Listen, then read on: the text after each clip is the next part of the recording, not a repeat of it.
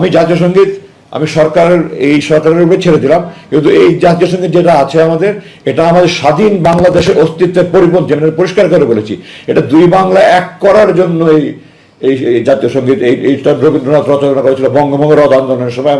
গড়ের মাঠে সে এটা প্রথম উপস্থাপন করে, কলকাতা গড়ের মাঠে।